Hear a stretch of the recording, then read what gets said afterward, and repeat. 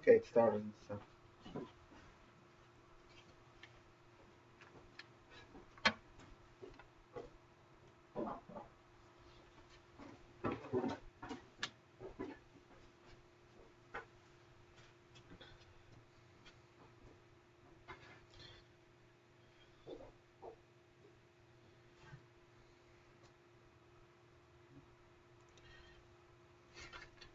Good evening.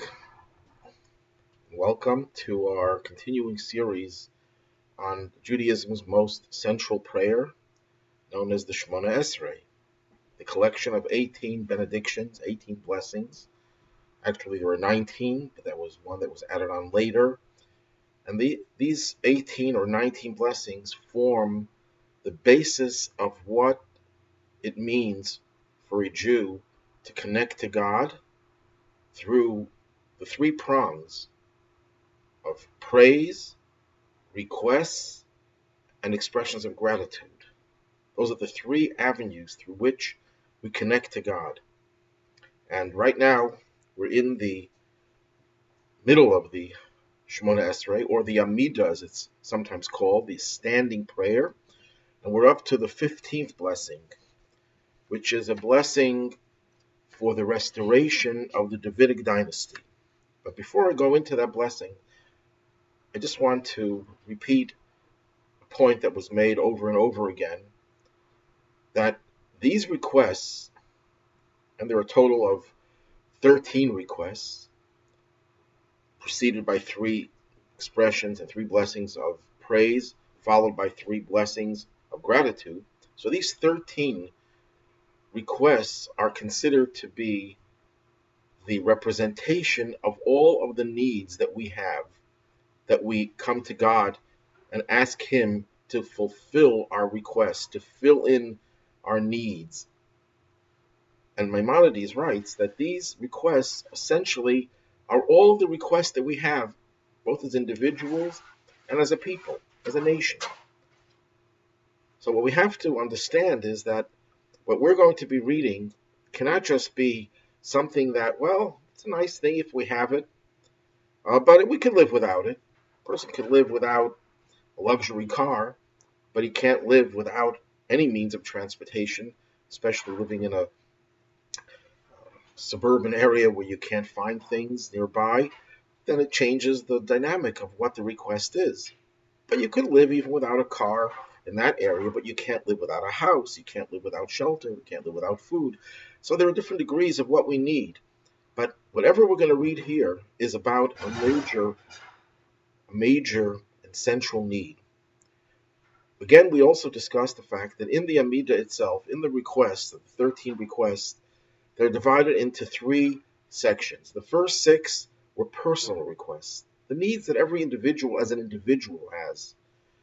The second six are the communal requests, the needs that we have as a people, as a nation, as a community. And the 13th one is one that encompasses everything. We are now up to the 15th blessing. So that means after the six uh, original requests, the private request, which was preceded by three praises, we're up to now the last of the communal requests. And that is the one where we ask God for the restoration of the Davidic dynasty.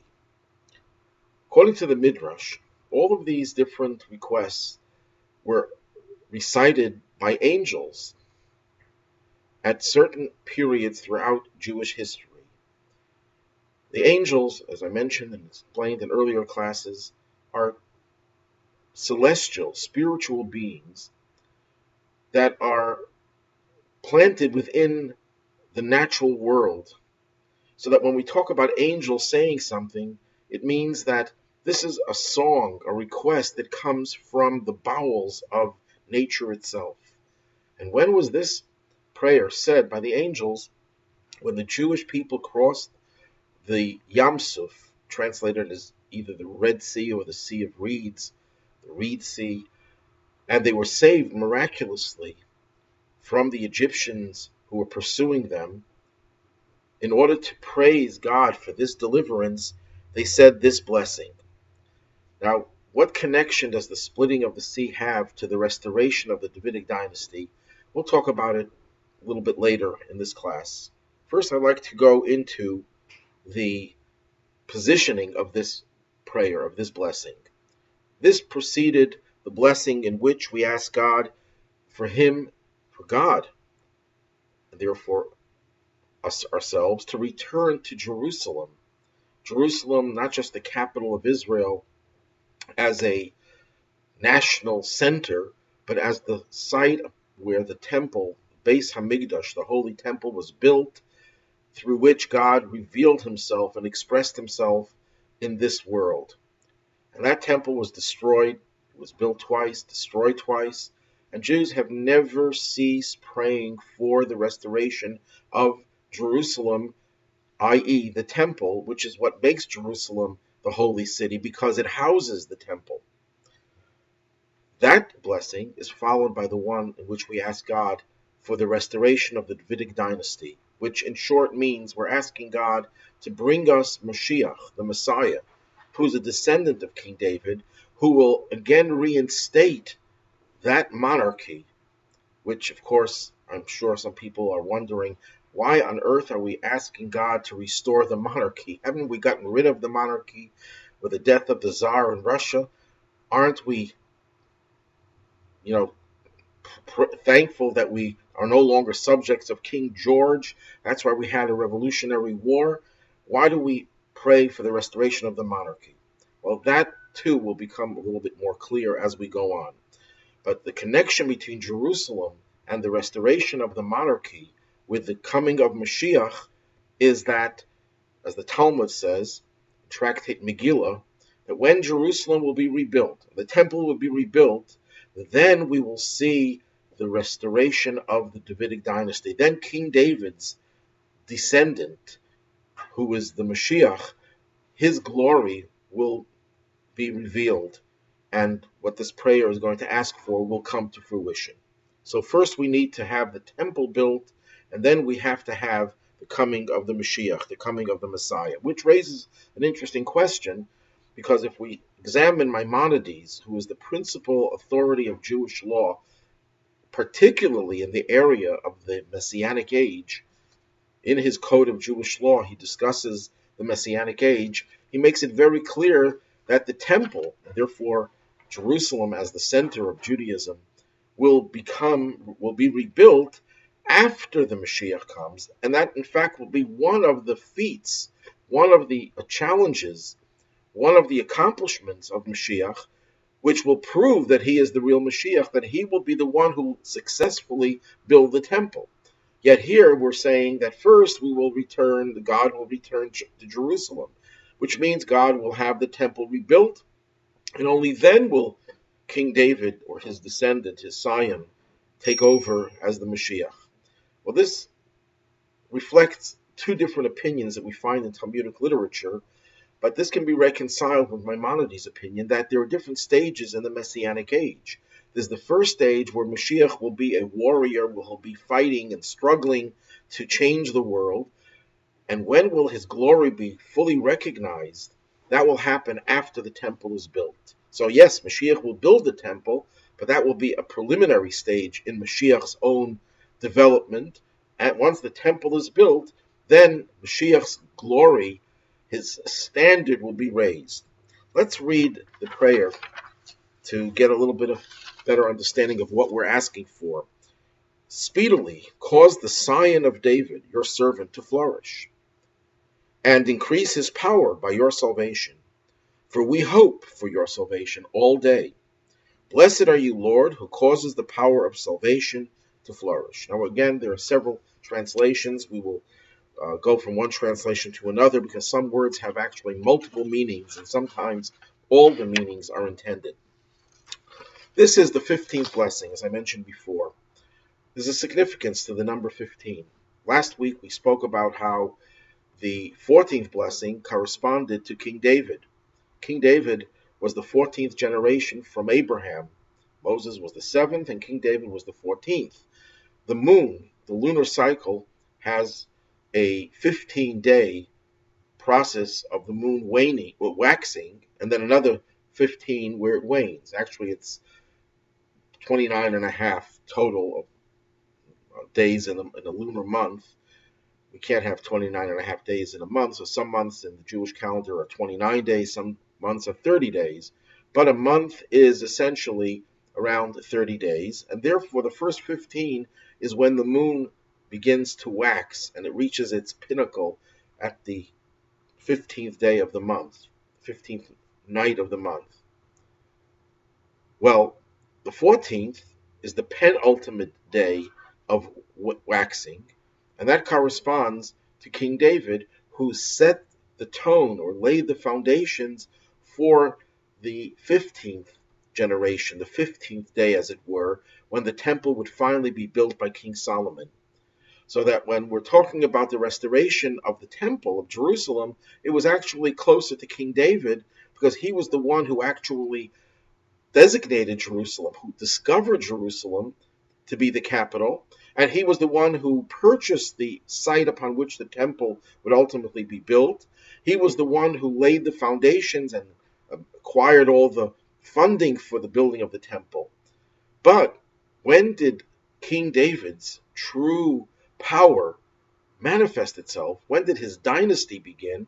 That's with the ascension to the throne of Israel by his son, King Solomon, who is the ancestor of the Mashiach as well. So when we talk about the Davidic dynasty reaching its peak, its pinnacle, it's in the 15th generation, and that's what this blessing is all about.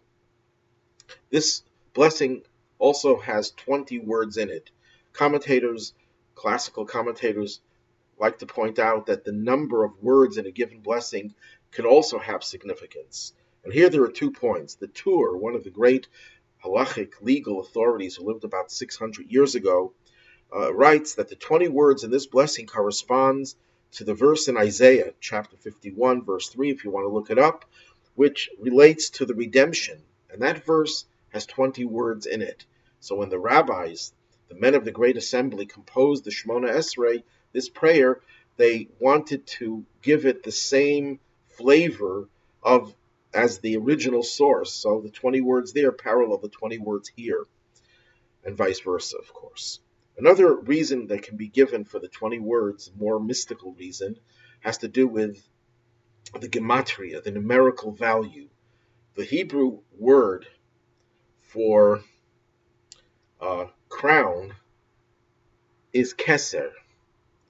Keser means the crown. So the symbol of royalty is, of course, the crown. Now, the number 20 in Hebrew is esrim. Esrim, numerically, because every letter in Hebrew is also a number, also adds up to 620, which is the numerical value of the word keser, the crown. So 20 is equivalent to the crown. Also, the number that we use in Hebrew, the letter that we use to denote 20 is the letter chaf, which is the initial of the word keser, the crown. So what does it have to do with the crown? Very simply, this is a blessing in which we're asking God to restore the monarchy, the Davidic dynasty of monarchs, which is symbolized, of course, by the crown. Now, we're asking God, speedily cause the sign of David, your servant, to spread forth. In simple English, this means we're saying to God, God, please, we beseech you, bring us the Mashiach, the Messiah. So here is the place and time to discuss briefly what is the Jewish belief in the Mashiach and why are we asking God to restore the monarchy when we know the monarchy is an anachronism, it's a backward concept, it's inferior to what we now consider to be the best form of government, except that it's also not a perfect form of government, which is democracy. But why are we asking God to go back to the monarchy? So let me explain. The ultimate role of Mashiach is one who will usher in the Messianic age, an age when we will all be in touch with God's true desire for this world. The reason why we have corruption in this world, the reason why we have imperfection in this world, to put it mildly, the reason why we have pain and suffering in this world, discord, war, and strife, is because we are not fully aware of God's presence in our lives. That will change radically with the coming of Mashiach in the Messianic age. But it's not going to happen with the waving of a magic wand. It's happening through the influence and inspiration of good people. If in the direction of evil, we were witness in the last century to several individuals who single-handedly were able to galvanize support by millions of their countrymen to commit the most heinous crimes, to perpetrate the most despicable mass murders, genocidal maniacs. Just single individuals were able to get these millions of their followers to bring out the worst in them. Then we have to believe that it's possible for single individuals to bring out the best in people, because we do believe that everyone has that core of goodness until it's so totally perverted by evil people. But if you have someone who is totally in control of his own character, who's someone who is close to God, someone who's transparent to God's presence and God's will, that person could ignite a spark in everyone. That's who we believe the Mashiach will be, someone who is capable of igniting the spark in every person, galvanizing everyone to do good, and therefore transform the world. That's the definition of a king, of a monarch in the ideal sense. A monarch is one who is first and foremost totally in control of his own character, of his own personality, of his own animal nature. One of the scenarios for the Mashiach is that he comes riding on a donkey. Now in Hebrew, the word for donkey, chamor, also means materialism. He is riding, meaning he is in total control over all aspects of his material life. There's nothing in the world that changes his desire to do that which is right, that which is good, and that which is godly. And therefore, he has the capacity to change the world, not by imposing himself on the world and forcing people to behave accordingly, although sometimes that might even be necessary. But the way he changes the world is primarily through getting people to change on their own, to igniting the spark in them, to inspiring them, and bringing them closer to God. That is what we believe in, is the restoration of the monarchy, not people who have unbridled power and amass great fortune and great wealth, but someone who is able to bring out the best in everyone. Mashiach's resume and role is delineated in the works of Maimonides based on the biblical and Talmudic sources. And just to put it in a nutshell, Mashiach is someone who, number one, is a descendant of King David. That's what we're referring to over here. It has to be a descendant of King David, physical descendant of King David, which, of course, essentially dismisses any belief in any of the people who lived in the past, who people refer to as the Messiah, who were only considered descendants of King David, but only through their mother. That's not really the way it's intended to be. Mashiach cannot just be a descendant of King David, because there are many people who are descendants of King David. Mashiach has to be someone who is steeped in Torah knowledge, someone who is totally committed to every nuance of its dictates, someone who is meticulous in his observance of Jewish law, of the mitzvot, of the commandments, because the Jewish belief in the Messianic age is that it won't bring an end to Jewish observance, it will bring a new beginning to a much more intense and involved observance of the commandments, much more complete. So the Mashiach himself has to be someone who personifies that total devotion to Torah and its commandments. He will be someone who will influence all of the Jewish people to walk in the path of Torah. He will repair all the breaches, things that are deficient in our practices of Judaism, and he will also fight the evil forces of the world. Doesn't mean he will carry a sword or a gun, but he, through his spiritual influence, and perhaps even more than that, but it certainly means that it will be through his spiritual influence that he will cause the evil empires to crumble.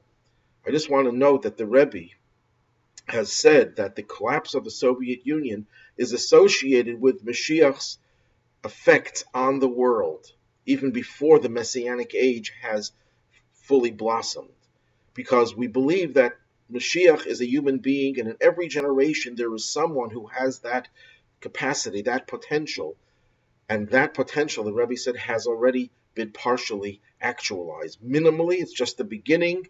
It's a sample and a beginning, but it has already occurred with the collapse of the Soviet Union and other great miracles that have happened in recent decades.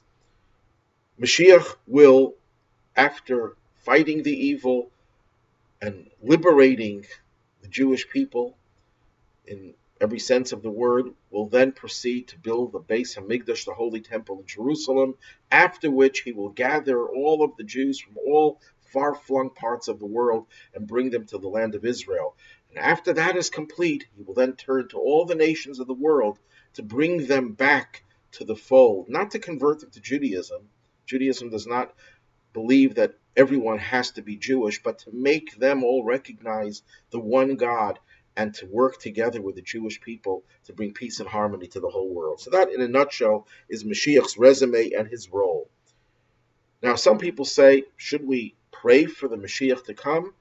Maybe we should just wait patiently and let God do the work. When God is ready for Mashiach to come, he will come. But that's not a Jewish approach. That's totally contrary to this blessing. In this blessing, we beseech God, and we don't just say to him, God, please bring the Mashiach at some point, whenever you're ready, but we say, God, speedily cause the sign of David, namely Mashiach, to spread forth. We're asking God for immediate redemption and bringing back the monarchy and bringing Mashiach. It's not enough just to believe that Mashiach will come.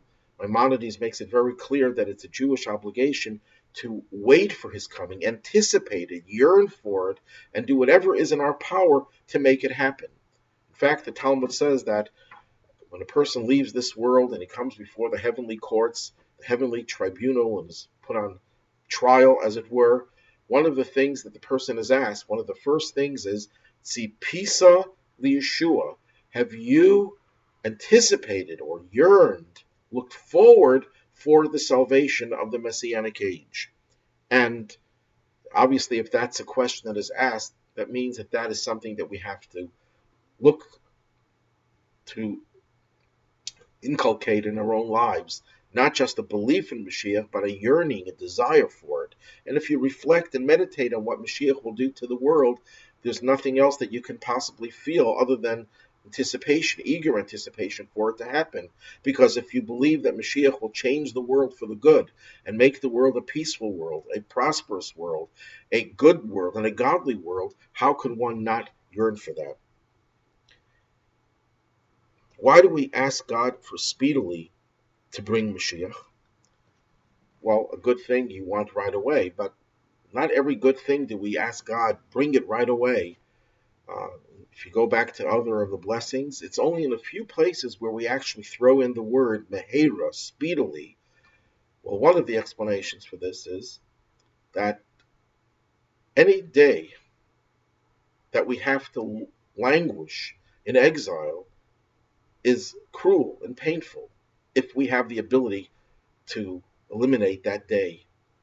If someone tells you there's someone who is languishing in a prison and he's going to come out tomorrow, but today he's going to stay, but you have the ability to get him out a day earlier, it would be considered insensitive and perhaps even cruel for you not to make the effort to get him out a day earlier. When you look at what's going on in the world today with all the good things, and we should certainly be mindful of the positive things, there are so many people suffering and in pain. If we could remove that pain and suffering by asking God to bring Mashiach one day earlier, it would be so cruel for us not to take advantage of that power, the power of prayer, to make that happen. That's a general answer to the question why we're asking God to speedily bring Mashiach. A more specific answer is the Talmud, based on biblical sources, declares that before the coming of Mashiach, the Jewish people will go through Chevle Mashiach, the birth pangs of Mashiach. It compares the event of redemption to the birth of a child. There's nothing more glorious and more joyful to parents than the birth of a child. A newborn baby brings new life and light into the world. But there's tremendous pain that goes along with that process.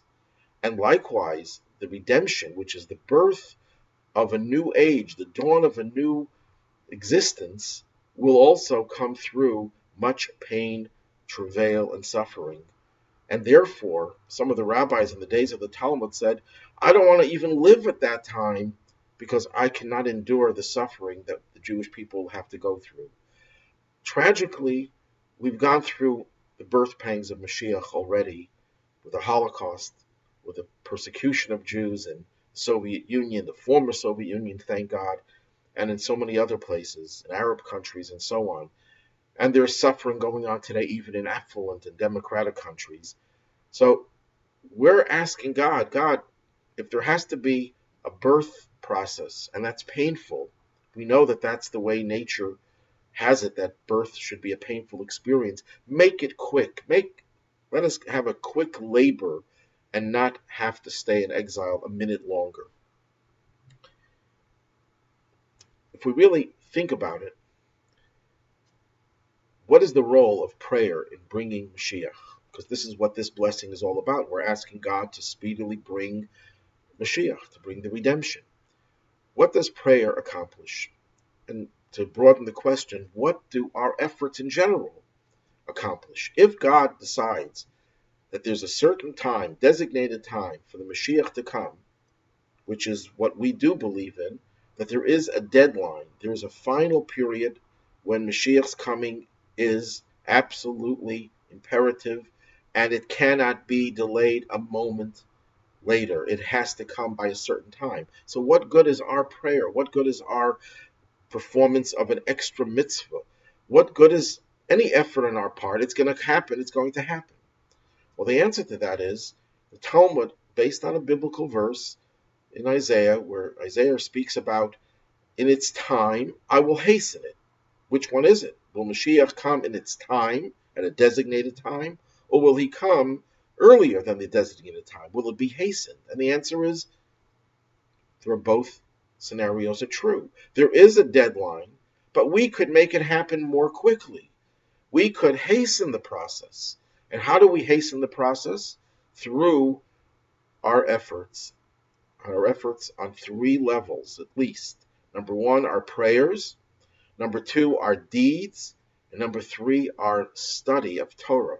When we study Torah, specifically when we study the subjects that relate to redemption, that itself creates a revolution in our mind, in our mindset, and prepares us for the redemption and hastens the process. So prayer has a very important role in the hastening of the redemption. That's number one. Number two, even if it's hastened, whenever it happens, it could happen in two different scenarios. It could be painless, relatively painless, or, God forbid, a terribly painful ordeal, which I referred to before as the birth pangs. No two women are the same in terms of what they experience when they give birth to a child. One woman could have virtually no pain. Most have much pain, and there are many degrees in that. So whenever Mashiach does come, whenever the redemption does materialize, we're praying that it should happen in a painless way, with mercy. It should not have to go through any more pain than we already had. And the third part of this pertains to prayer as well as the other methods that I mentioned before, deeds and study. Whenever we make preparations for the redemption, not only does it accelerate the process, not only does it make the process go more smoothly and with less mishap and pain, but it prepares us for it. So when the redemption does come, we're able to enjoy it fully. We're able to get the most out of it because we were prepared for it. And to put it in another way, wouldn't we rather know that the good that will come in the Messianic age has come because of us, rather than in spite of us. It will come, it'll happen by hook or by crook, as they say, but we could determine if it comes because of our efforts and our actions. And one of the things that we do to deserve the coming of Mashiach is to pray for it. In fact, there's a midrash that says that if we only had the merit, the only thing we did right was that we wanted redemption, that itself makes us worthy of redemption. Now, let's reflect on that. And we're talking about someone who can't really say, well, I give a lot of charity, I help a lot of people, I'm very studious, I study a lot of Torah, I do a lot of mitzvahs. We're talking about someone who really has very little spiritual baggage with which he could say, I deserve the redemption. But if he has one redeeming quality that he's asking God for, he knows that that's the ideal. And he says, this is something that I want, something that I cherish, something that I'm looking forward to, something that I eagerly anticipate. That merit alone suffices to give the person the right to enjoy the redemption, because that itself is an incredible positive characteristic of the individual. Because the power of faith and the power of trust, which is what is involved here in this prayer, that you know that God will bring the redemption, you believe in it, and you show you're eager for it, it really tells us where your heart really is.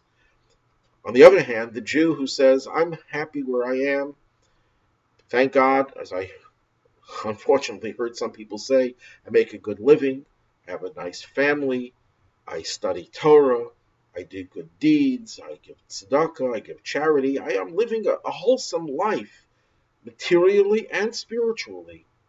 I don't really, some people say, need Mashiach. Yes, I believe it'll happen, but whenever it'll happen. I'm not eager for it. In fact, some people will even add the argument, when Mashiach comes, we're going to be held to much higher standards. They'll scrutinize my behavior, and maybe I will look bad, I'll come out wanting.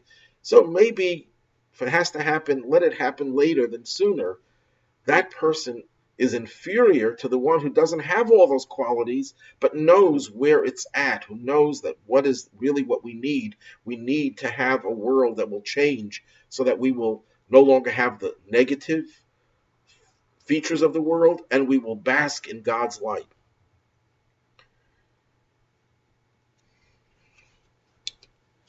Then we ask God, speedily cause the sign of David your servant to spread forth.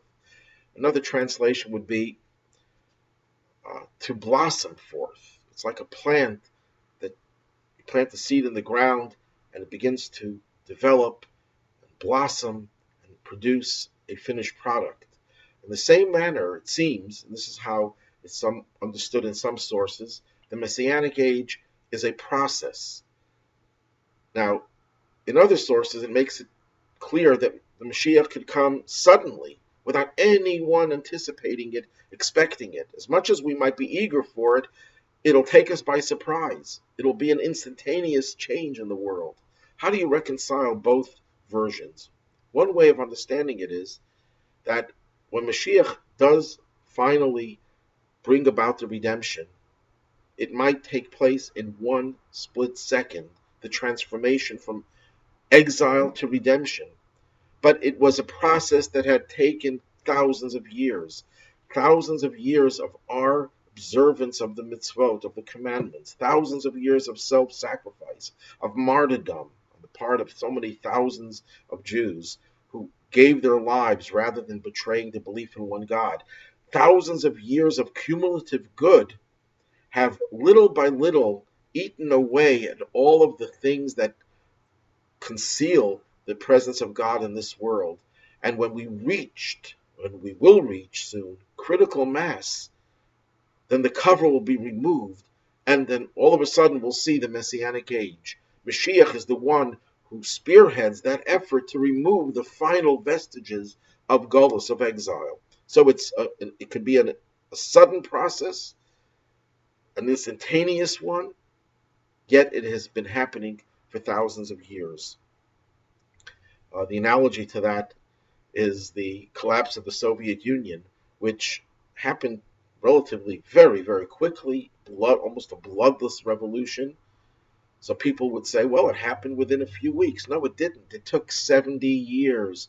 It's from the beginning of the revolution, and you could say from the beginning of the whole Marxist ideology, it already had the seeds of its own degeneration, of its own collapse sown into it. So, yes, it took place within a few days, a few weeks, but it had taken decades, and maybe even more than a century, for the process to finally materialize. Now, we're asking God to raise his standard high with your deliverance. Now, the word standard over here is in Hebrew is keren, which has 4 different translations. And as we'll go into in a little bit of depth, these 4 translations are all connected, interconnected, and this is going to take us into a somewhat mystical, Kabbalistic exploration. One translation of the word keren, which they translate here as a standard, is a corner. Actually, the word keren and corner sound very, very similar. What is a corner? Corner is the point that joins together 2 directions. You have something going north, and then you have something going east or west. So that corner is a point. It's an invisible point, because there's no point that is not east or north, but that is what links together the north and the east, or whatever 2 directions may be linked together. That is the symbol of Mashiach, because Mashiach is the one who creates the ultimate fusion. He creates the fusion between God and the Jewish people, God and the world, and that fusion is what we're asking God to create its emergence, allow Mashiach to express that power of unification. Now, in the teachings of Kabbalah, we're told that there are 4 worlds. The highest world is the world of Atzilus, the world of emanation. That's a godly world where there's no room for anything other than God. The next world, 3 other worlds beneath that in succession, are worlds which recognize their own identities to some extent. And each world that we descend, there's more of an assertion of self, of ego, and less recognition of God's dominance. Well, where did the lower worlds come from? They come from the highest world. The highest world has in it, as all the worlds have, 10 attributes, 10 divine attributes. The first 3 are intellectual attributes, the next 6 are emotional attributes, and the 7th, or the 10th, is called Malchus, the power of royalty. Malchus is the power, is the attribute of God that has nothing of its own. It's like the moon that doesn't have any of its own light. It reflects the light of all the other attributes that are contained within Malchus, which then transmits the energy into the lower worlds. So while a lower world might be limited in its appreciation for God, through the level of Malchus, which is the corner has no presence of its own. It could unite the higher world of emanation, Atzilus, with the lower worlds. And that's the power of Mashiach, to connect the higher godly world with our lowly material world. And we're asking God, give Mashiach that power to do that. Just like Moses. How did Moses function? What was his function? He was an intermediary. He brought God down to the world, down to the people. But he wasn't an intermediary like a translator, someone who translates a document from a language that is foreign to you. So when he translates it, something, as the expression goes, gets lost in translation. He's an intermediary, but an intermediary that separates. A person who needs to get a favor from some government high-ranking official, but can't get to that official, goes through an intermediary. Something gets lost. The intermediary brings you together, but not quite together. But Moses was an intermediary who had no ego. He was transparent. So when he brought God together with the Jewish people, it's not that he was interposed in between. He didn't exist.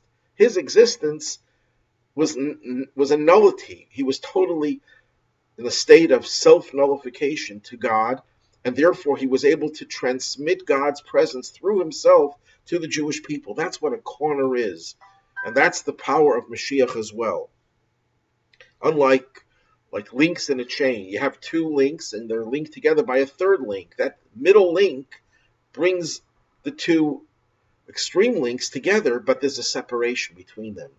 Mashiach, just like Moses, is not in any way a separation. And we're asking God,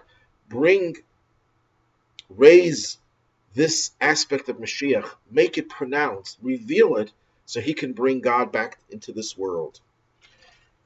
Then we have another translation of the word keren, and that is, it means principle or the essence of something. In financial language, when you talk about the principle and then the interest, well, the principle is called the keren. It's the essence, it's the substance itself, not that which comes from the substance. What gives the power for malchus, for royalty, to be able to make that fusion? It's because it comes from a higher level, which in Kabbalah is identified with the level called Keser, the crown, that goes above the world of Atzilus. Even above the highest world, there's the level called the crown, and when you are connected to that power, you're empowered to fuse together two disparate entities. You can bring together heaven and earth. You could bring together God and the Jewish people. You could bring together the higher world and the lower worlds. So again, we're asking God, give Mashiach this ability, bestow upon him the power of Keser, of this crown, put the crown on his head, as it were, so he has the power to achieve that synthesis between God and the world. And then we have another translation of the word keren, radiance. Moses' face shone. Actually, we're going to read it this week. The end of the Torah portion, it says when Moses came down from the mountain, the second time he came down, his face radiated with light. People couldn't even look at his face. It was so brilliant. So the word keren also comes from a word that means to give off light, to radiate. Because through Mashiach's efforts, he causes the divine light from the highest levels to radiate in the lowest of worlds. And the final translation is the word keren also is related to the word horn. Everyone knows Michelangelo's depiction of Moses with horns.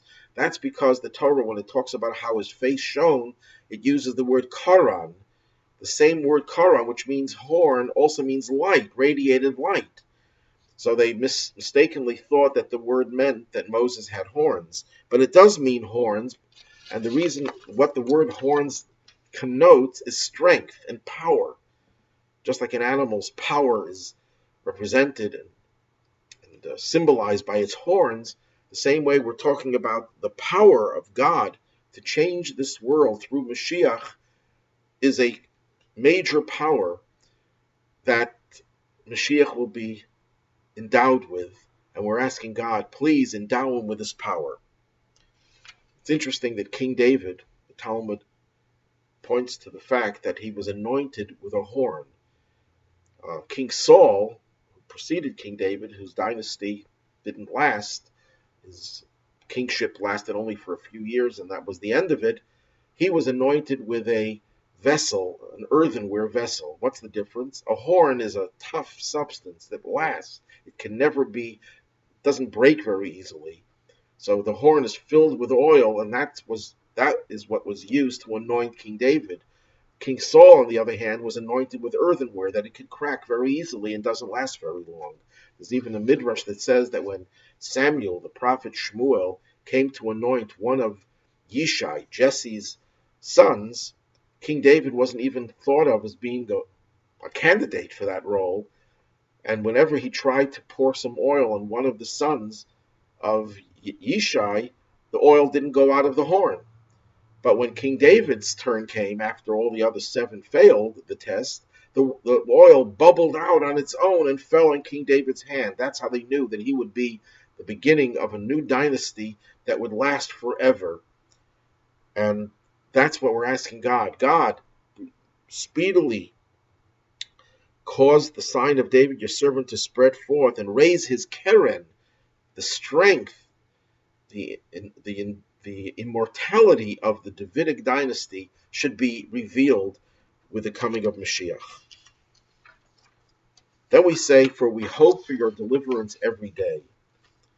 The word in Hebrew for hope is kivinu. Kivinu was we hope, and the word hope itself is tikva. But the root of that word is the word kav. Kav is a line.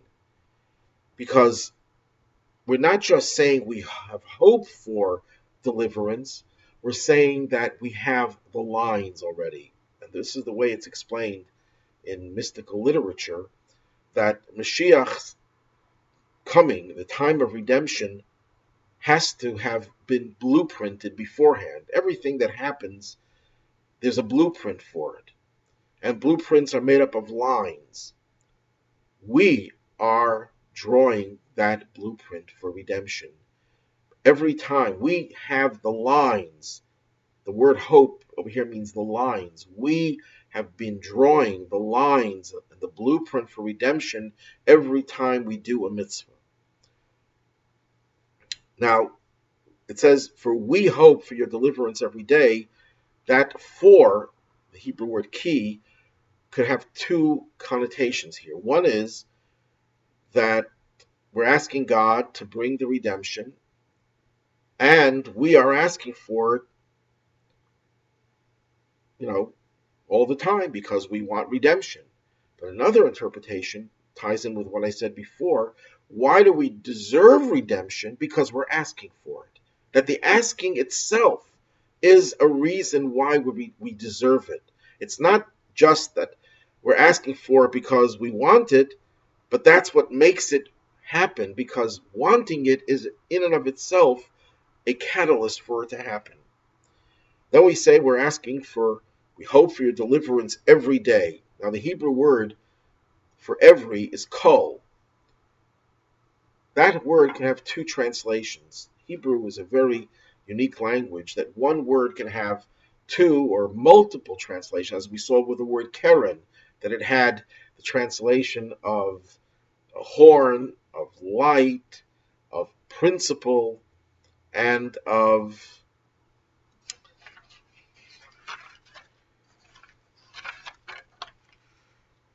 the corner, of course.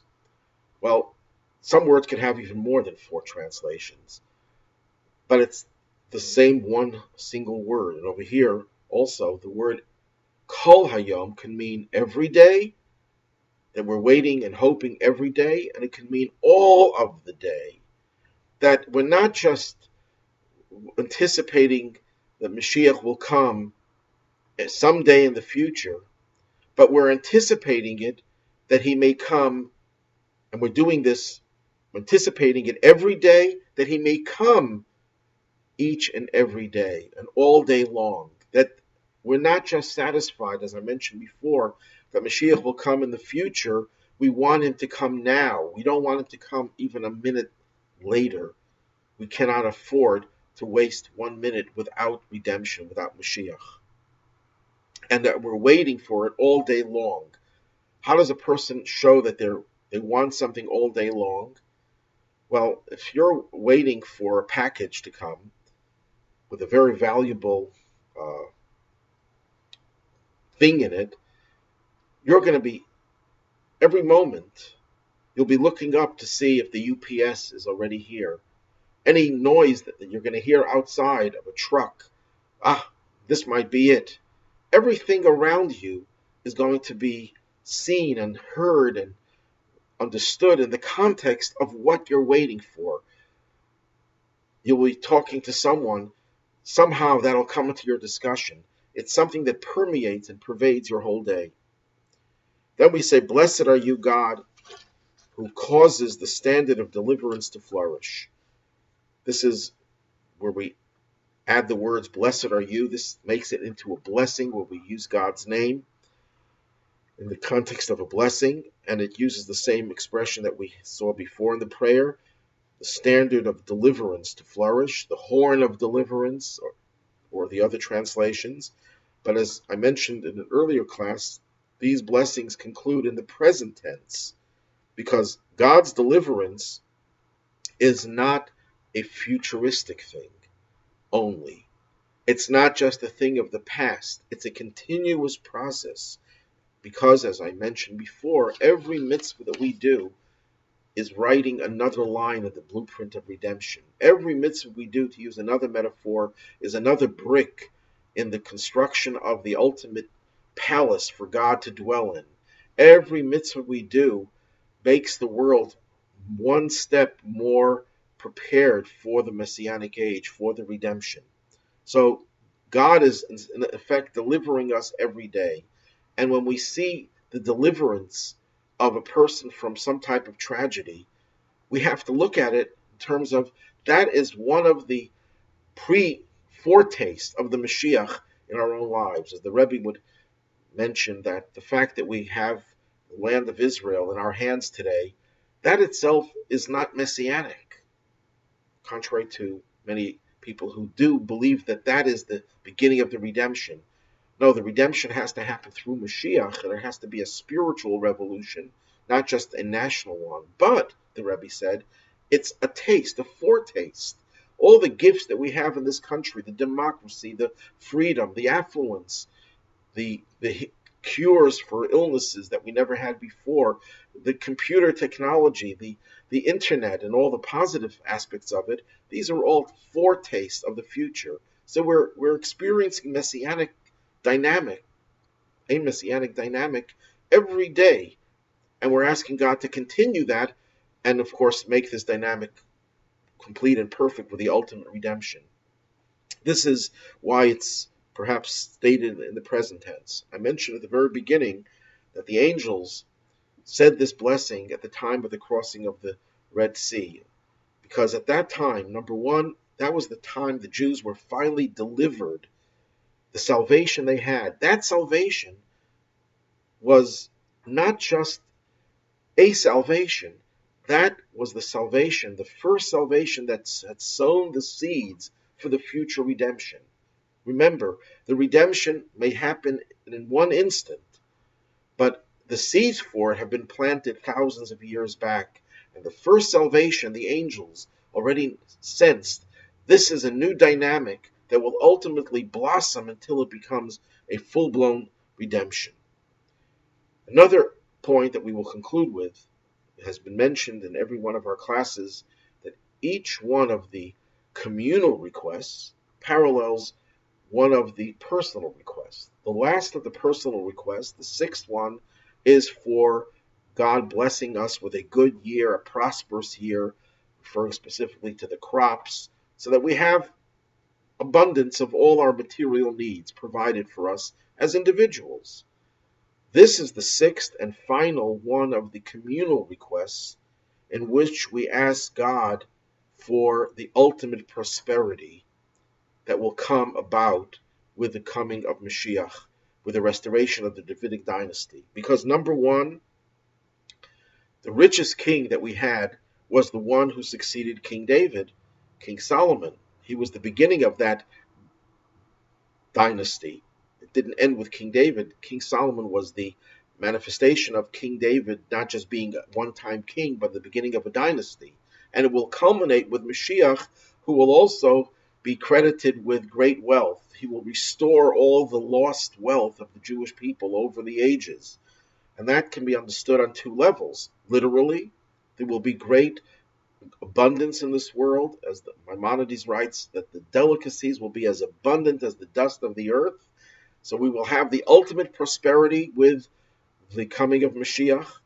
but also it means he will reveal the treasures that are within the hearts and souls of every individual. We will see the greatest treasures of knowledge, of Torah knowledge, that have never been revealed before. Those treasures will also be revealed. We will have prosperity in the material world precisely because we will have prosperity in the spiritual world, and the two will go hand in hand. So that is why this blessing, in which we ask God to restore the Davidic dynasty and to raise his standard and have him flourish and prosper, that parallels the request for individual prosperity that we ask for every day. We will continue the series, God willing, next week with the uh, next blessing, which is a general one that encompasses all of the other blessings. Thank you very much and have a good evening.